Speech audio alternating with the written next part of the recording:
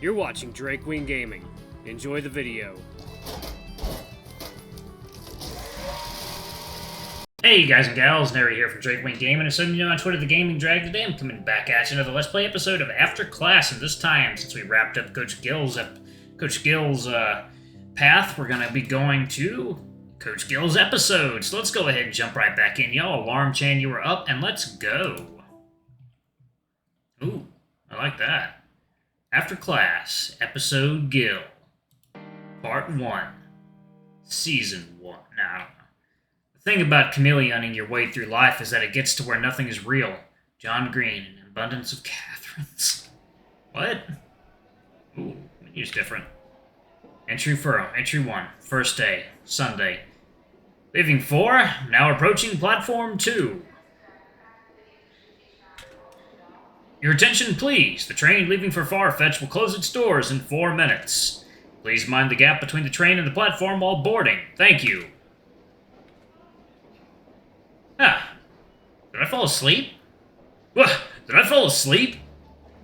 I didn't realize that I said that out loud. Everyone near me starts staring at me funnily. I let out a big yawn as I rub my eyes, eyeing the time board so people will stop looking at me weird. Still half awake, I find the one leaving for Farfetch. It says the train has arrived and is leaving in 2 minutes. 2 minutes?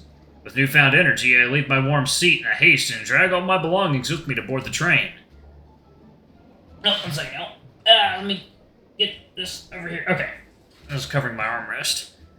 I leave my warm seat in a haste and drag all my belongings with me to board the train. I hurried the heck out of my life to make sure I boarded the train. I shouldn't have fallen asleep.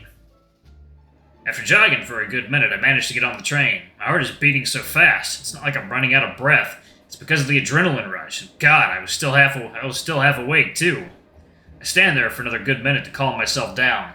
No one's gonna board this train anyway. It's departing in a few minutes. I can stand there until it departs if I want to. Alright, time to find my seat. Everyone is seated by the time I got on the passenger coach, and not many empty seats are available that I'm seeing. The seat I booked, however, along with the one across mine, is empty. Either someone couldn't make it or no one is going to sit there. Either way, it's good news for me. More legroom. 15B, 15B. Ah, there it is. I shove all of my stuff into the overhead luggage rack. I notice that someone put their bags on my rack. The audacity! But thankfully it still fit, even though barely. I made a good decision by buying the seat next to me. Otherwise, I would have to start a fight. Not quite literally, of course, just fighting for my luggage space. Fuck, I'm not sure if I left anything at the seat I was sleeping on. I can't go back and check anymore. If there is anything I left behind, so be it. I've gone this far, there's no way I'm gonna miss the train. I let myself get comfortable in this barely comfortable train seat while looking out the window. Not too long after, the announcement chime rings once again, signaling that the train doors are closing. Ah, looks like I'll have this space all to myself after all. Or so I thought. Before the doors closed, someone rushed in at the last minute. He walks toward our passenger coach, toward me more specifically. Ah, damn it. Heh. One second now. Water time.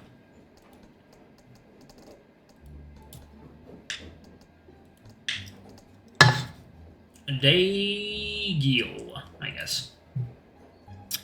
But before he reaches me, he stops for a few seconds to look at his ticket and the noisy group of teens who are making weird movements with their phones pointing against their face. If I'm right, they're making a video for this trending TikTok app. I don't understand them, really. Oh. Excuse me, I believe that seat you have your bag on is my seat. Neither of them paid attention to the man. They continued making weird moves with their hands plus strange facial expressions combo. The man doesn't do anything either. He's just standing there giving a blank stare at them, expecting an answer. Feeling bad for him, I make a welcoming gesture, telling him that he can sit across from me. Oh! Well, hello there. It appears that he notices that. He smiles warmly at me as he put his small bag under the seat. I smile back naturally. Why does it feel like I've seen this man before? Good to know there was still a nice person around. Thank you, young man. Ha, it's nothing. I have more space than I need. Except it's a lie. I wanted to keep these seats all to myself. Hold on a minute. I know you. Yes? You're that Leonard kid. I'm not sure if I follow. No, there's no mistaking it. You're that Leonard kid. How did he know? Did the news get out? If he doesn't stop it, I might have to shut him down. The one that used to play with my sons. Eh? Your sons? Yes. Henri and Herbert. Oh, you're You're Mr. Graham. Edgar Graham, that is me. It's been so long, I barely remember you. That's my line. You've changed a lot. Have I really? Certainly. The Gilbert I knew wouldn't be taking a train to Farfetch all by himself. Going to work? No, I don't have work. Oh, visiting a friend? I see. At least your old man knows you're here, right? That's also okay, then. You have enough dough to get by, at least, I'm assuming. Yeah. I won't let your parents know. Thank you. How's Mrs. Graham? She's been busier since you last saw her, but she's doing good. Glad to hear that. How about you, aside of what's happening right now?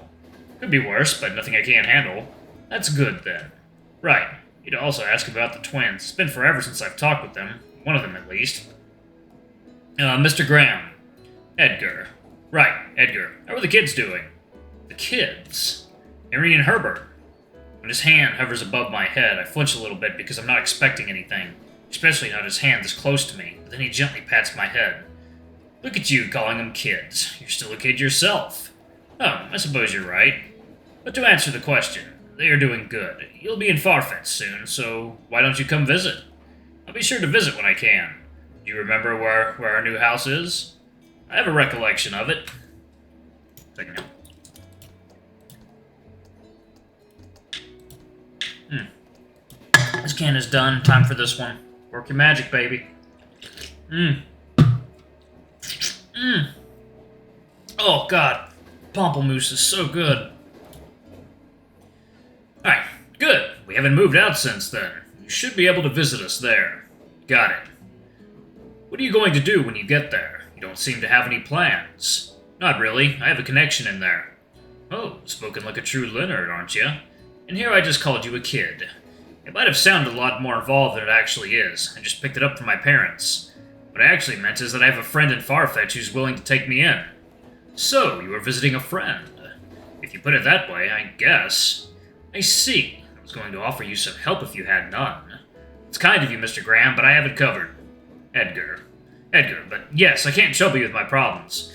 If you say so, the offer stands whenever you need it. Thank you. No problem, kid. Ah, excuse me for a bit. Take your time. And just like that, he walks away as he answers the ringing phone that's in his coat. I've always been a busy person, even from back then. He would drop the twins and then go away somewhere else we didn't know. I've never known what kind of things he does, but I'm sure it's related to my family. With him answering the call away from me, and that I have nothing to do, I decide to look out through the window and see where it takes me. When I said see where it takes me, I didn't expect it to bring me to the dreamland. Sitting in a public space isn't something I like to do, and yet it's happened twice today. I discreetly wiped my mouth, expecting drool on the side of my mouth. Thankfully, there's none, saving myself from the embarrassment. Slept well. Realizing that Mr. Graham is now sitting across from me, I quickly fixed my posture and act like I wasn't just feeling groggy earlier. Maybe, I don't feel awful. I see. Here. I don't know if you would want to eat a 5-course meal after a nap, so I just bought you some bread. I'm not that hungry, but if you insist. Ha! I insist indeed. My bread, though. I could use something different. The memory of the Graham family enjoying bread suddenly flashes before me. It makes sense why he bought me bread. I've always enjoyed eating bread. Now that I'm really noticing it, this game has a really strange, disjointed story.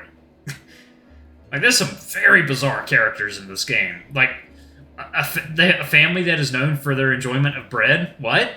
That's so bizarre. One second now. Water time. Alrighty, y'all, and we are back. Alright. Thanks, Edgar. Don't mind if I do. Don't mention it. I ate while you were sleeping. Speaking of, how long have I been asleep? Enough for me to finish a call, go to the bathroom, finish eating, and go to the bathroom again. So, pretty long. Correct. Next stop is ours. Yeah, are you heading home right after? That's the plan, unless you have something in mind. No, nothing for now. I see. It's not like I don't want to visit them, but I have plans with my friend. And that I need to put these bags away. I can't walk carrying bags around. I could, but I don't want to. Speaking of bags, I need to grab my belongings. Let me help you. Ah, you don't have to, but thank you. Why are you bringing so many bags? How long are you planning to stay? Probably a long time. Fair enough. You barely brought anything with you. Business trip? Yeah. I see. With that being said, the conversation stops right there. He helps me take my bags from the overhead rack, and we leave once it's time. The exchange between us was nothing out of the ordinary, at least for the others. I can feel that Edgar is hiding something, but I'm in no position to ask him. Edgar leaves the train station while I wait for my friend to pick me up. Thankfully, he arrives as soon as we said goodbye, faster than I expected, so I don't have to wait too long. Oh, hello there, Koala. Koala Daddy? I don't know. That is Hendrik, a best friend of mine in high school. We started talking during the first year, and we became fast friends despite us having a big age gap. He's that kind of person that everyone wants to be friends with. A nice guy, very down to earth, humble, all that good stuff. I can talk about him all day, but I don't think it's the time for that. Gilbert, it's so nice to see you. Hendrik, it's been a while. How are you doing? Never better. So happy to see you here. Heh, likewise. So, how long has it been? 5 years? 6? Probably 8. I don't really remember. I remember that this train station was a run-down one, and now it's this fancy Mediterranean-esque building. Huh, a lot has changed to this town. Heck, I'm not sure if I can call this Farfetch town anymore. It's a city more than anything. You're right, I don't even remember seeing that many tall buildings back then. Oh, they are towering everywhere. I don't doubt it. I can even see 5 from here. Right, sorry, let me take these bags for you. Heh, they'll be, and thank you. You want to go somewhere before we head back to my place? Nothing so far. Alright, let's hop in and bring you to my place so you can relax. Sounds like a plan. Sounds like a plan, Rocket Man. Hendrik drives me around Farfetch while I excitedly look out the car window the whole trip. Seeing what used to be a grass field now full of tall buildings and structures is so wild. It certainly has changed a lot over a few years, but it's also nice to see that some things stay the same. There you go. Water time.